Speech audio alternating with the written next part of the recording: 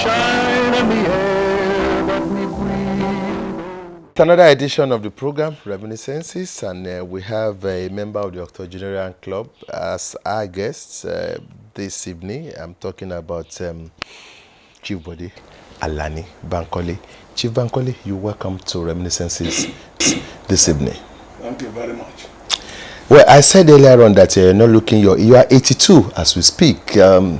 What has been the magic wand? Some of us who are not of your generation, you agree with me, could be even be looking older than you. What is the magic to this young look at this old age? Sincerely speaking, I can only narrow it to grace of God. I can't lay claim to any attribute that keeps me going, but the grace from above. Because at one time or another, I passed through many stages, many challenges, ill health, broken down nerves, but to His glory, God raised me up. He put me on top of every negative situations of the past. So what claim can I get? And I'll give it to God. All right, we'll give it to God.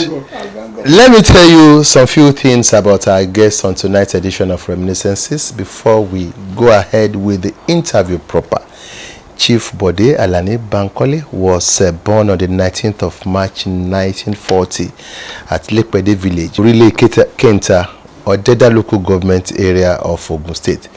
He was born to Olide Bankole, that's the father, who was a farmer, and Elefundi Bankole, a trader. He had his primary education at St. Peter's Elementary School, Ileolu, Orile Kenta community. And of course, after standard 6, the school was supposed to be for 8 years, but he actually finished from that school. For the secondary education, he enrolled at Lishabi Commercial College, now Lishabi Grammar School, in 1958.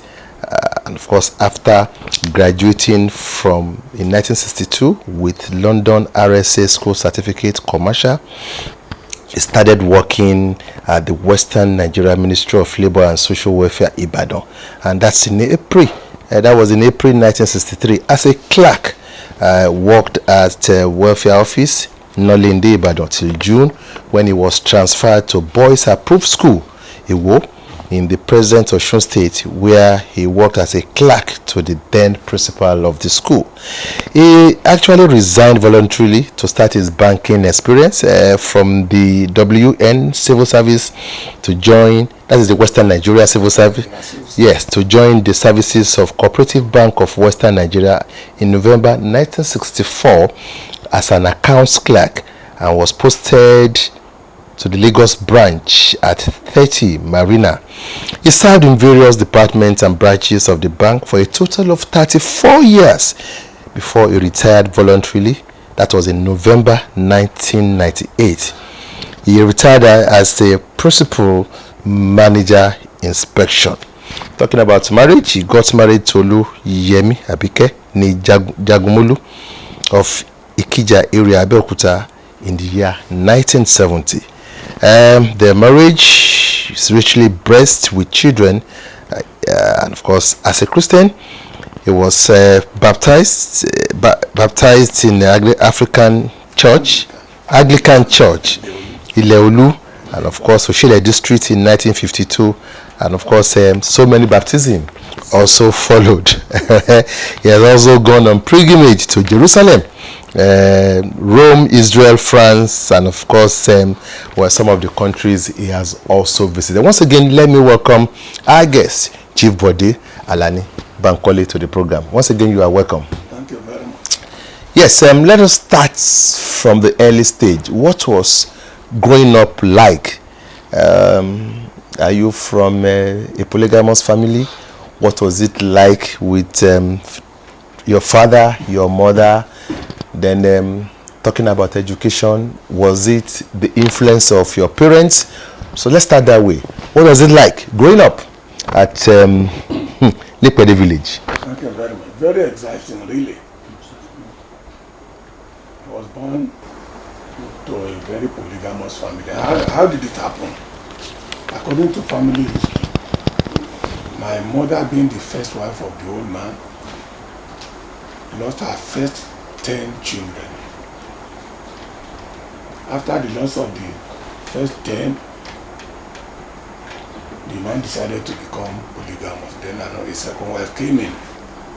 In fact, it was in around 1989, we were doing a program like this, at the family level anyway, when the second family, that is my stepmother, confirmed the fact that my mother was nursing her 10th child when she got married to our father. And this my stepmother gave her father his first daughter, who is still alive today, getting to 90 years of age.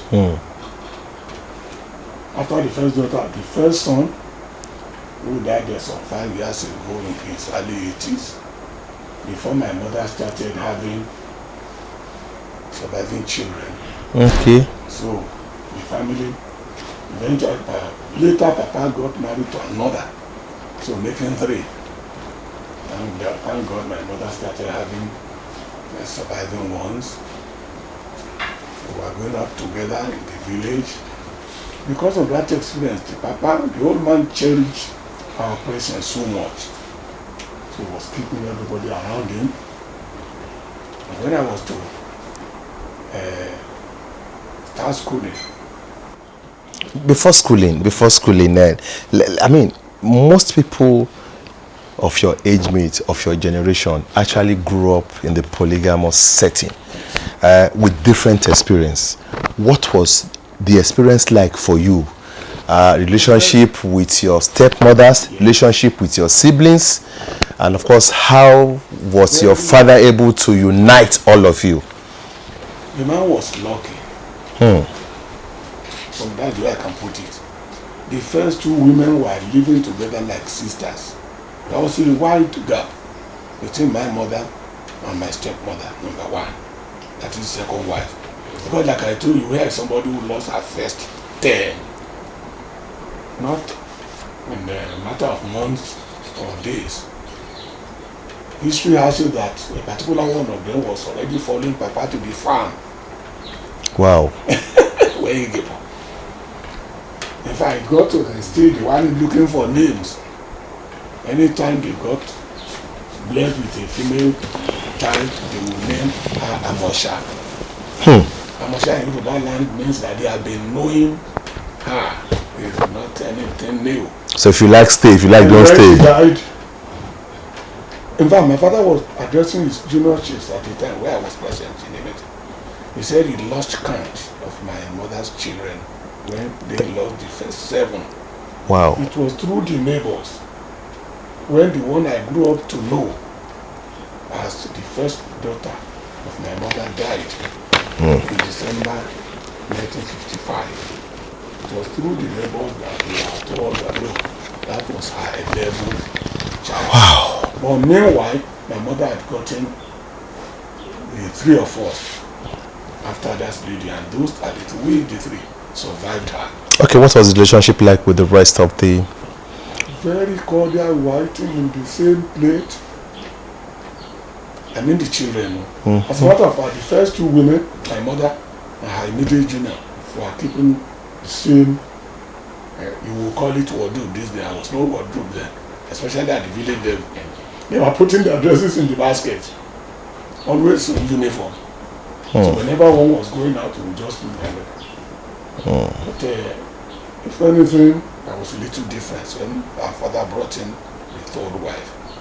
Okay. Who incidentally was a widow. Okay. From somewhere else. Then there was a little change. Did she give birth to your dad at last? Yeah, eventually she did. Okay. Gave back to 4. Oh, wow. By her dad, but lost 1. Okay. So at last, her last 3 children survived her father. Okay. Just like my mother's last 3 too survived. Yeah, we're talking about school. where did the interest came from? Thank you very much.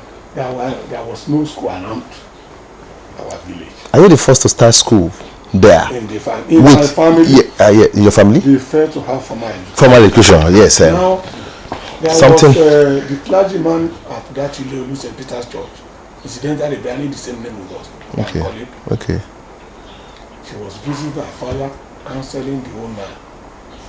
Put children in school, he will say, this is the one I want. Referring to you? And he will refer to him to have formal education. The old man will say, no, but he's right. He will say, no, let him grow more.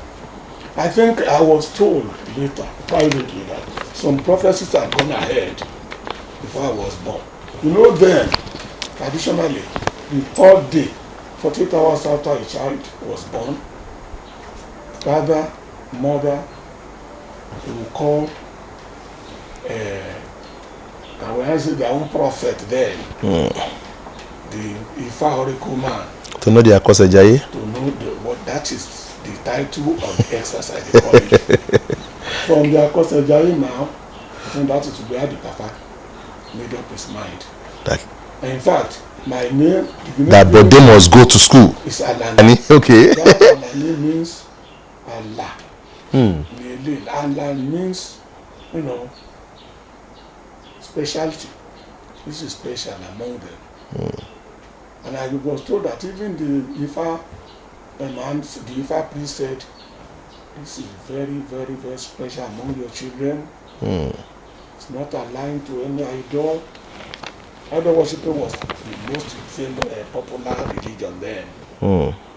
And he even went further to say that he one will be sharing the same table with white men. You know what that means? This one will be sharing table with white men. Rubbing shoulders with the best of the best. So, but Papa and Mama will keep that strictly. Of course. Like that angel, according to the Bible, told the mother of our Lord, keep it to your mind. My mother related this to me later in the year. I was able to treat okay. No wonder the woman decided to send me to school. Because I was number 7 among the children when he decided to send me to school. Okay. And there was no school in our immediate neighborhood. Hence, I was taken. How eager were you? Can you remember when they said they were sending you to school? Judging by the fact that you had to walk some little distance to get to school. Naturally. So how was it? How eager were you? I mean, what was the experience like to you, if you can still remember? Naturally, I was eager. Incidentally, I had a senior brother, half brother, and he was the first son of our father. You might have heard of him. I told you we lost him about 5 years ago. He was Chief Michael and Bankole. Okay. The other friend, Yeah. And now, without the opportunity of formal education, could read and write in English, in Yoruba. It was a political forum. He was presenting welcome address and so on the rest of it. How did it happen? He was going to a nearby village. There was a school dropout. We won't call him a dropout then. That was a man, a laborer kind of, who was educated. And I was going there to learn RBD Yoruba. And I used to follow him. Because I had me as a favorite. He was taking me along occasionally. So I was already learning RBD, meaning Yoruba alphabets. So I was eager when the issue of going to school was raised. I had to relocate. Despite being the anointed one that was allowed to start formal education, Yes. were you still going to the farm? On holidays, even while in the second school, living with Papa in Abeokuta, because the Papa, our father, had already become a high chief then. A day after our holidays, by school goes on break today, tomorrow he will transport me, he will give me money to go and enjoy. He will say, go and join your siblings at the village. I think my siblings and the family labor. He was very affluent. He had a hired labor. The Baribas, we call them then. Then some people who probably had a financial dealing with him, or eager to work on his farm. I was going to the farm with them. Let us look at your life at Lishabi Commercial College, now Lishabi Grammar School. I don't want to bother about the elementary. It is interesting to know that after my first year in the elementary, I was given a double promotion. Okay. We were to spend the first 2 years learning everything in Yoruba. Okay. Before moving to English language in standard 1 there. But as God will have it, because of my performance and the interest the headmaster, one Ekitiman, one Mr. Familoni had in me, he catapulted me from class 1, we call it then, to standard 1. Okay. I left my mates by 1 year. Okay. We went to class 2, Yoruba. I was talking to standard 1. I want us to leave the primary section because I know you remember things more vividly at the secondary school level. Let's go to Lishabi Grammar School, Lishabi Commercial College in your own time. Did you also play pranks like we did, like the young ones also are doing now? If you did, will you remember the common ones you played with your mates in school? That is one. I also want you to look at us talking to you as a favor from God. Some or many who are not even up to your age definitely are diseased as we speak, and some might not even be healthy and agile as you are. So remember, could you still remember 1, 2, 3, 4 of your classmates, schoolmates in Lishabi Commercial College that are still alive now, that you still communicate with? Thank you very much. Initially you mentioned pranks. Yes, thank you very much, sir. Don't think anybody can escape. Especially when you are in the class and somebody says he's going to the hospital this morning. When they collected the fact, at the time I was excited. Without any event, went to the hospital, collected paper, went to the doctor. This area is hot in Concord, just to people from the school. But thank God, my father had a chief. Around the jail was the Balogun of Keita, one chief, Kuforiji. The father of Justice Kuforiji, I know him. Okay. I bowed down to say hello to the old man. Hi, Daddy. I was sick, I went to the hospital, I just here. Because my father used to send me to all the chiefs. And I broke with him. The man giving him will give me a penny gift. He now called me, Bobo, does it not mean you are running away from school? And that put a check on me. I never followed any of them to hospital anymore. Thank God I wasn't sick. So, you're talking about my classmate. To the glory of God, I still have one who we started together in the elementary school. And how? By the time I was given double promotion to standard 1, I joined this man in class. He had gone through elementary class 1, class 2 to get to standard 1. But when I was given that double promotion, I was made to level up with him. And we have been born and all like that. We passed through the elementary school together. Graduated there in 1957. We entered into Lishabi Commercial College together in 1958, and we both finished, among others anyway, in 1962. Thank God, when we left the secondary school, he got a job in the Western Nigeria Marketing Board then. He was posted to Lagos. When I joined Western Nigeria Ministry of Labour and Social Welfare, within a short time, we two left the marketing board to join Standard Bank then. No, it was we call it PWA then, Bank of West Africa. Sorry to interject. At Lishabi Commercial School. We are still together till Yeah, Lishabi Commercial School. Was it during your time? Was it boys only or mixed? Mixed. So I am interested. Yes, but then education with female children wasn't popular. Okay. There are only few of them with you. Hopeless minority in that class. Hopeless minority. Of course, if out of 24, you have only 2, 3 girls or 4. Is that not a hopeless minority? So you didn't even see them. Oh, many of okay. In fact, we had a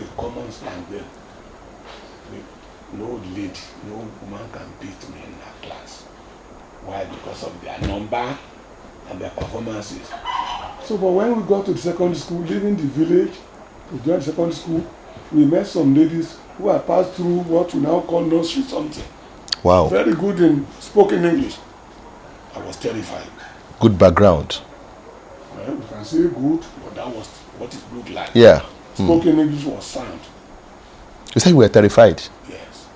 With the girl beat me in class, but thank God, after the first, we were using quarter in the elementary, but we were moved to town. After the first terminal exam, and I was able to beat them. Oh, it was a big relief to me. Spoken English, they were good. We, even when we knew, we were too timid to speak another language, that is English. But when it comes to writing it down, by the grace of God, teachers respect me in that very subject. This other classmate of mine, I call him a boy because he's about a year plus older than I am. How do you explain the London RSA school certificate to people of our generation? How? I mean, what? Is it like WAEC? Is it like? Is it more than WAEC? Equivalent, but it didn't take off from Africa. Okay. Initially, government recognition was for West African Schools Act.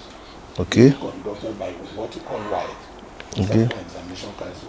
They were running parallel, but commercial schools, among which ours was the leading there in the country, they were teaching commercial subjects.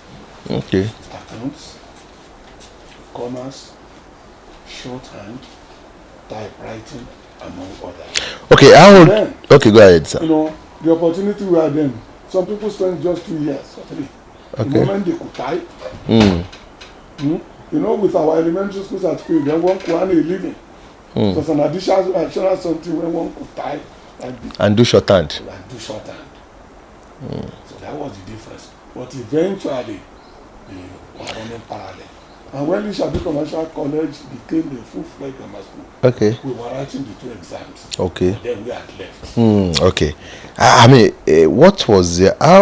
What was your age when you started working at the Western Nigeria Ministry of Labour and Social Welfare?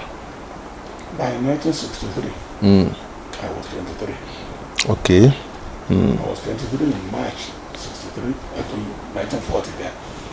So, what led us into your working experience there? I was just a clerk there, treating mails, filing them, and passing them to our guys there. Same thing as in Nolinde? Nolinde, but that was where the welfare office was located. I don't know now. What was the welfare office supposed to do then? What was happening in the office? Up till now, welfare. Welfare for who? For children. Okay. That is where family issues were treated. Disputes among couples, upbringing of children. You follow? They come? Were not, of course, until today. We go to welfare offices, disputes among couples, children, difficult children. In fact, at a stage, a difficult child will be moved to the approved school where I was transferred to Inewo. Okay. And they were made to learn vocation together with education there. Was that why it was called approved 18. school? I was going to ask. Boys approved school. Approved for what? For upbringing of recent delinquents. What is the name they use for prison yards? Stubborn people? Kind of. Okay. What do you call a prison? Correctional center. Correct. Thank you. That is the word we can now use to correct them and tailor them to better life till they are 18. They will learn various vocations: bricklaying, painting, and signwriting, carpentry. In the boys' approved school. That is when the welfare office could not handle them all. Those who are amenable to discipline at an early stage, they return them to their parents. Any special experience? Do you teach talk of remand homes these days? Yes. Yes. I was So going to remand ask. homes now they graduate to approved Let's school. take social welfare, Western Nigeria Ministry of Labour and Social Welfare, and welfare office and boys approved school together. Do you have one special experience that you will never forget? Yes. Let us into it. Being a clerk, the files were open to me. Especially when I became clerk to the principal. I read a lot about these difficult children. Not all of them were difficult to abandon children were among them. You get that? In fact, there was a particular case I wanted to adopt. From the file, I read that the Papa was an Abeokuta man, a hunter who went on hunting spree around the Seine. And you know, the hunters then were known for herbs too. Was also a herbalist. He treated a mad woman.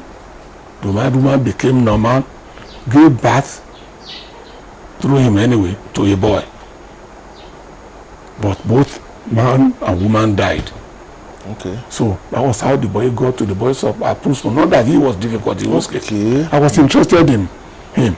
I came home, I told the old man the whole story. I said, I would love to adopt that boy. I so much like him. Do you know, I can't remember the name any longer. After about 50 years. Now, my father was interested that I would come home at least almost every weekend, because the people were already old then, mother and father, and they cherished my presence. At least in a month, I would come home. Papa said that he would think over it. I went there, I was so interested in the boy. But when I came back, my father said he had consulted. Initially, he told me that we would just tell people that one of our people.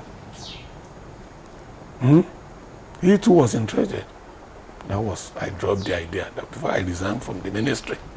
Okay, was it before you resigned? Yes. Was it at the ministry that you had this? You fell in love with this banking job? No. As a commercial student, I told you I passed through commercial. Okay. Where we learn. So That is the area. This is where I'm going. That is the area. So you have always knew that the clerk thing was just a stepping stone, that you end up in the bank. The commercial education.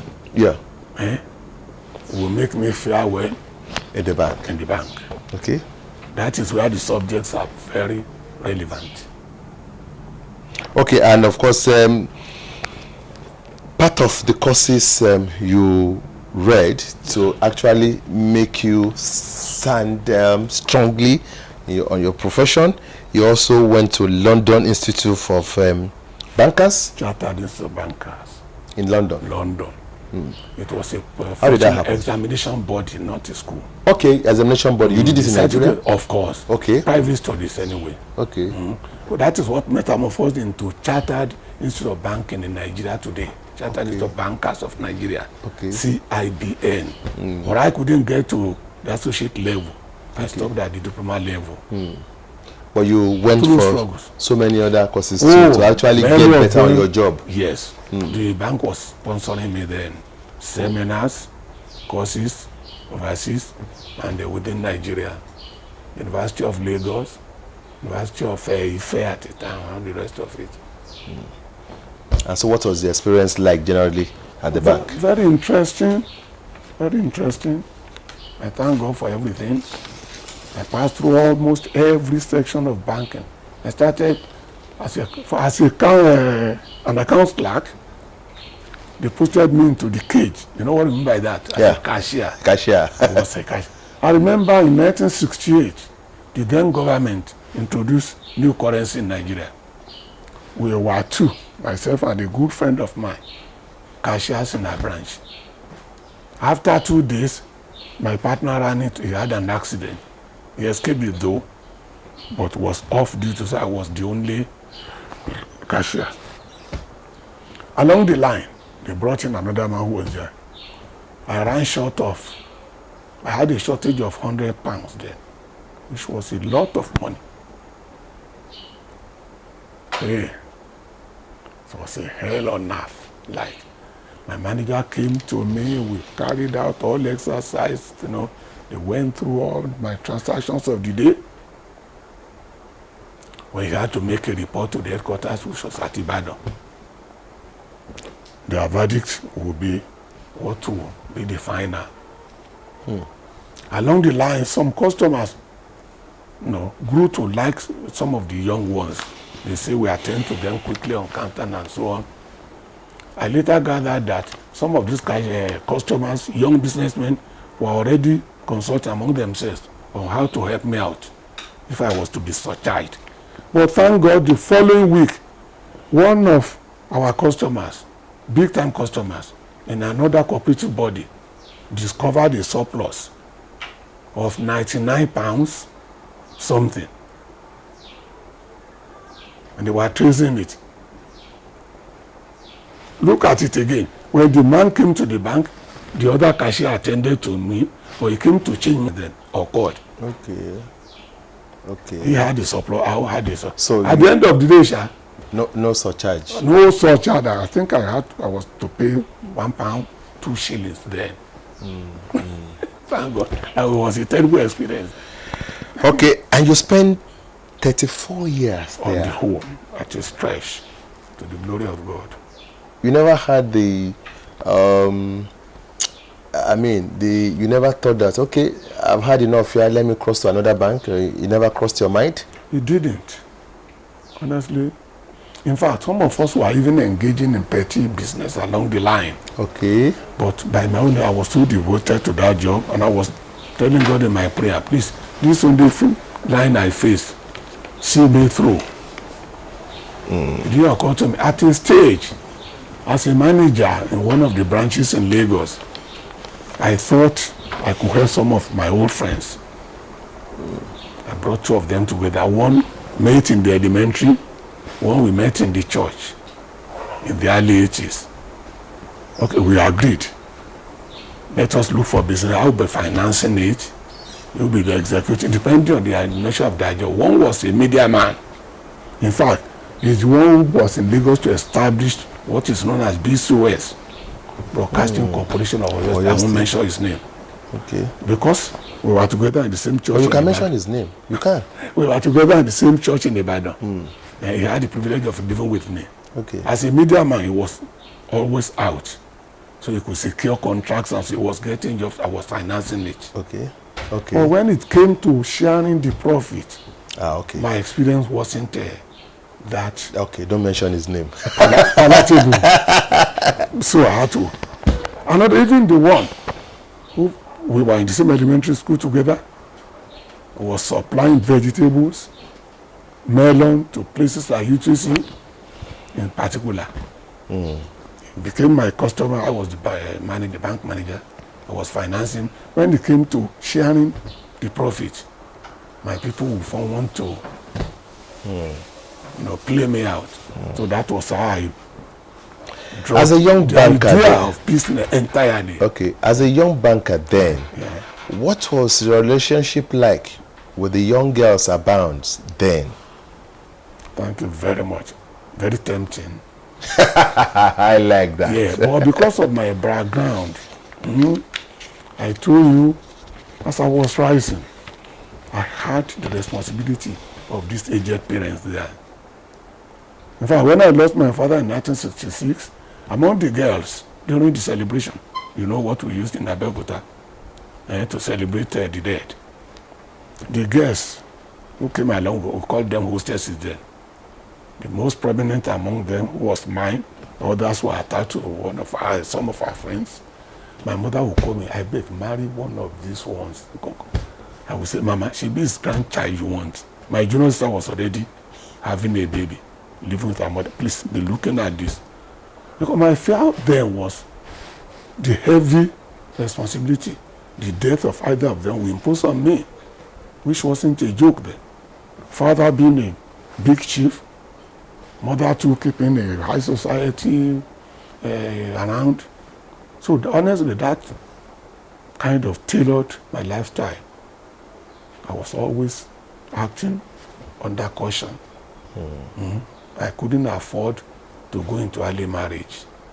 And I didn't until I became an orphan. We are dovetailing to that now. Okay. Okay. How did you meet her? How did you know? My wife? Yes, your wife. We are going to matrimony now. She was a student of a primary grammar school. Okay. I have a distant cousin, too, a girl, by name Ranti Oguntade.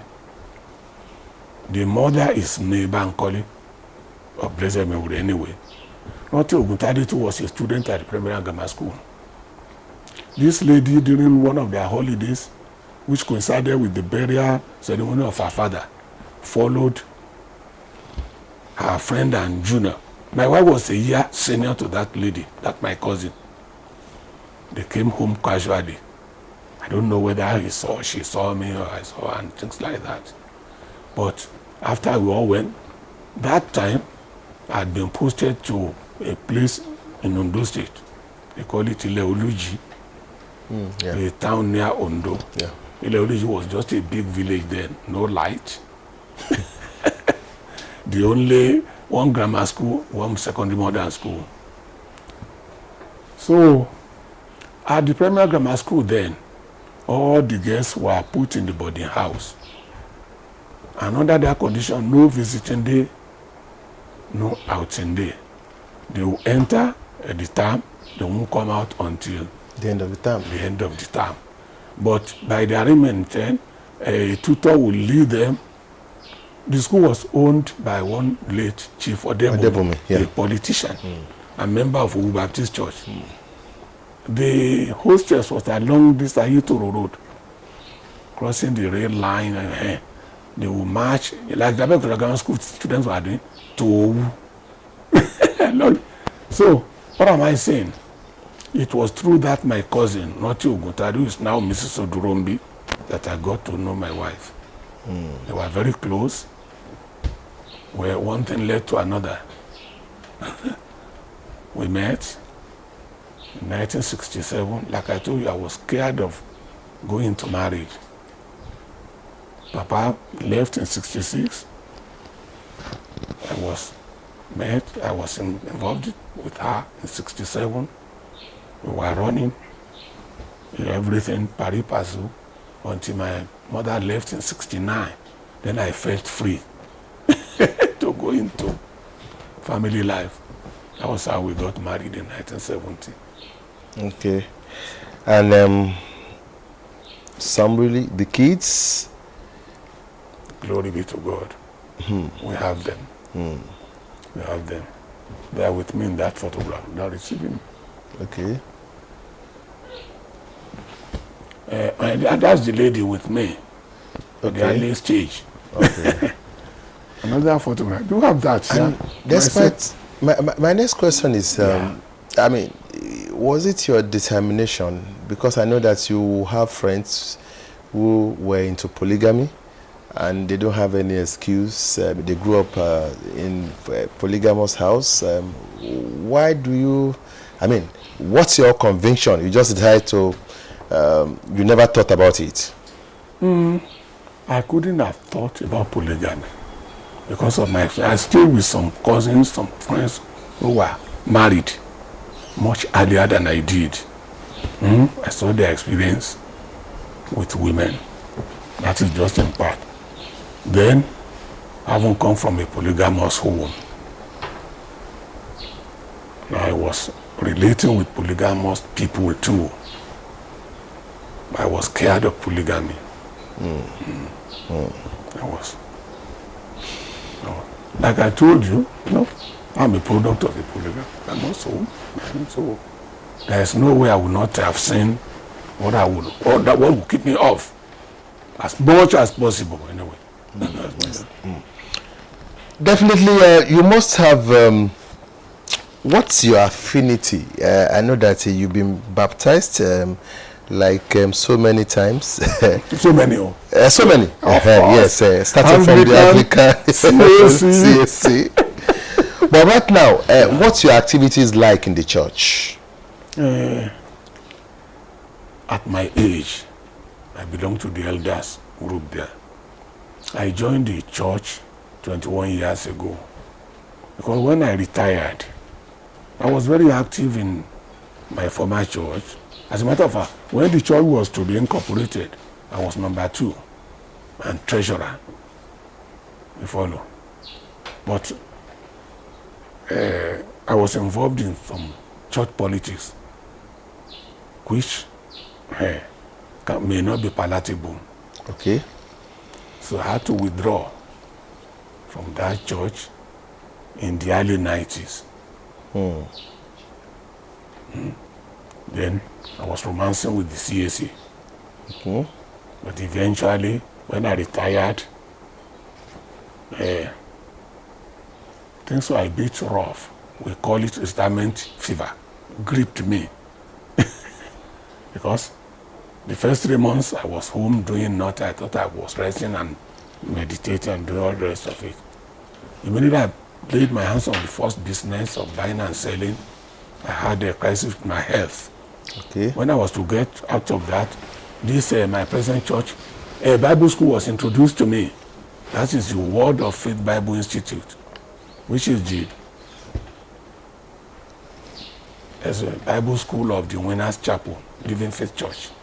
So it was through that Bible school now I got involved with Living Faith Church itself, and I became a member of the Living Faith Church, where I am now a member of the Elders Forum. I've been one ever since, because I was already 60, in my 60 when I joined you. There's this popular belief, conception from this part of the world, that there are so many things, even though as a man married to one wife, that we Africans can get away with. Even if your wife catches you, you talk about it, and because the man has the world around this place. To you, to you, did you also indulge? I couldn't help it.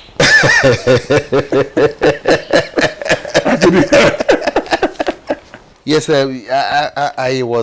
I asked if you, just like other African men, indulge in some of the things that African men do. That if you do, did it lead to, like some of us, people out there, yes, the marriage could be very intact, but we have issues. Some have issues outside too. Still the same with you at 82. Nobody can beat you again. So honestly, it is so. Okay. To the glory of God. God. You will leave it like that? Or you want more details? I want more details. Why don't we just leave it like that? Like, okay, they are all part of the family. Of course, by the grace of God. Of God, no difference. Okay. But the woman at home that's my wife. Okay, I like that. I like that. How much? Thank of, God. Yeah. How much of a community person are you? In those days when I was active in office and so on, I was not much of a community. I know. But on retirement, yes, now. Oh, no, I have no choice. I was elected chairman of my community development association. We call it Abodaji Oshodi. That's in Oshodi, sort of local government in Lagos. Wow. For about 8.5 years, I was chairman. During the days of 2 governors. Ambode was the last. It was Fashola and then Ambode. Okay. So it was December 4 the last. We had an election. We dissolved my committee and somebody took over from me. Along the line, I was in the executive committee of the CDC. That's at the local government level. The community body at the local government, apex anyway. I was the internal auditor of Oshodi Solo CDC, Lagos. Where is Chief Bode Alade Bankole mostly at home? Lagos, Ibadan, Abeokuta. You remind me of an associate, very elderly, that Kunz in my club here. He gave me a title. He said, "Only Lumeta of Nigeria." Chief Only Lumeta of Nigeria. Along the line, I was stationed. The family was stationed at Ibadan. That was in 1978, and we remained there until maybe, let me say, just a few years back. Because when I was to retire in 1998, I was in Lagos. I spent the last 2 years on active service in Lagos, so I retired in Lagos, while Ibadan remained the base of the family. My wife just joined me about 5 years ago in Lagos. So you can see I'm always, until I couldn't effectively drive, and it was taking hours to drive to Ibadan to join the family. That's the time I stopped, merry-go-rounding. Merry-go-rounding and so on. Eventually, my wife had to join. How much of a socialite are you? Do you belong to any social club, or are you mentors or patrons to any social club? We are talking about how much of a socialite are you? Do you socialize? I do, to an extent. I do. At the time, I was a member of the Abeokuta Sports Club. Okay. But when they transferred me, imagine somebody being transferred from here to Akure, then, not Akure of these days when you can calculate the number of hours. So, if you know, I mentioned the word the other time, you would need a whole day journey to come to Abeokuta from the Wo. When I was still in Uluji, if you were to come out to either Ibadan or Abeokuta, you join the vehicle at 3 a.m. Otherwise, you miss it for the day. So, apart from along the line, when Ogun State was created, I was transferred to Abeokuta. Okay. Then I joined Abeokuta Sports Club. Okay. Early 70 or the middle of it, I was transferred out of Abeokuta again, so I had to abandon that. About 97, I can't remember, 79. Because Abeokuta Club had a very viable branch in Ibadan, of which the chief executive of my place was the branch chairman. So I joined Abeokuta Club. Okay. Which the club is by the central bank here. Yeah. But when, at the time, I also joined my present club, which is Christian Social Club of Nigeria. Well, it now happened that at the time I started as secretary of Ibadan branch of Abeokuta Club. Okay. In the days of Chief Shobo Showememo, son of Lagos as chairman, our area brother here in KC, Chief Oronishoke, an accountant, as secretary, and so on and so on, Chief Abudu. This is a popular hotel man too. The first man to study home economics abroad, Alamutu. Okay. Let's say he happens to be the first Alamutu Christian as well. And so those are the leaders of Abeokuta Club. So the club was founded in 1972 when the then Alake came into. So I was a member, but there was a clash of interest between Abeokuta Club and my Christian Social Club. Meeting will start at 1 p.m. first Sunday of the month. Same club. So when I was transferred out of Abeokuta, coming from another town, either Ibadan or Akure or Ilesha or anywhere, I would just enter Abeokuta Club, register my presence and leave, because we were closer to each other in the Christian Social Club. That other one is more elitist. Yeah, sure. So we had all the people in government, top hierarchy of government, and those.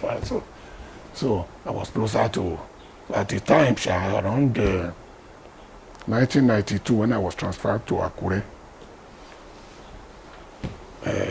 I left Abeokuta Club, but I couldn't afford to leave the Christian Social Club. So I've been a member of the Christian Social Club from 1978 till now. I served as chief whip, auditor, vice chairman, and vice president. I will use president. Then president. I was president for years. Until I... At 82, you are no doubt an elder statesman. Thank God for that. And of course, you are one of those who can say, I've seen it all. Not all. Okay, I'm talking about, when you look at the involvement of Nigeria, yes. Pre-independence, independence, post-independence, the First Republic, Ogunwetie, the Civil War, and of course you will be part of that generation that say, okay, these are the things we need to go through to become a great nation. As at now, what's your impression? How disappointed are you, or how impressed are you about the way Nigeria is being run, or has been run to this moment? That's a very big question, because I as a person, I don't want to, I'm not keen about saying what people want to hear. That is why I can't call myself a public speaker. I got close to politics in Nigeria before Nigeria's independence. I served as polling agent to a candidate during the 1959 federal election, December 12, which I don't know, I can say later was the number, December 12, 1959 federal election date in Nigeria from north to south, some things like that. I was polling agent to Chief Shoronke, the NCNC candidate then, Federal House. There was no Senate of this nature. The Senate then was by nomination. Action Group nominated some, NCNC nominated, and PSC nominated. Among the nominees then was our Papa Chief Abudu, YM Abudu Moyo of Okeshaje. Okay. I feel funny when I see some people guys saying the first Nigerian senator, mentioning some people in the, especially a woman. Chief Madam Wura Olaisan of Ibadan was the first Nigerian female senator. But Senate then was not by election, it was by selection. Parties were nominated. That's by the way. On the eve of the federal election, stroke that day go, I must have trekked nothing less than 20 miles as polling agent to Chief Shoronke. He won the election initially into the federal house. That time, Nigeria was in Lagos. You know what I mean by that? No Abuja. But through election petition and all the rest of it, they got him kicked out. He might, they call Abeokuta North, the federal constituency. So, if I have a choice, the parliamentary system of government then, I find it more interesting and more rewarding than what we have these days. Under the federal system, I can't see the existence of the civil service anymore. Do you see the government doing anything except Honorable Lagwaja on the signboard, Lagwaja's project? You can't. Maybe the local government. Eh? I said maybe the local government too. No, the service built by people like Leta Debo then and his junior ones and so on and so forth. Chief Olani Koka, the Babait of Lagos, who had to move to Lagos or the creation of Lagos State, was a Western Nigeria civil servant. He was Secretary Western Nigeria Civil Service Commission. And he got me my first job in the Ministry of Labour and Social Welfare. But on the creation of various states, he haven't come off Ekpe, had to move to Lagos and others. I prefer the parliamentary system to this very, very extravagant, wasteful federal system. At 82, you must have you came, you saw, and of course from the way you are still radiating, definitely we can say you conquered. Glory be to God. And of course, looking at the focus of the youth nowadays, your words of wisdom could just be useful to somebody watching us out there. So, if I'm to advise the young ones, first and foremost, I want to imbibe in them the fear of God. Children don't fear anything these days. They can dabble into anything even when you are talking with them. The fear of God is no more there. They don't fear elders. Some people, they don't fear God. They don't respect elders. Now we can say we are gaining somehow from it, in that they are outspoken and all the rest of it. Well, it's difficult to even caution them.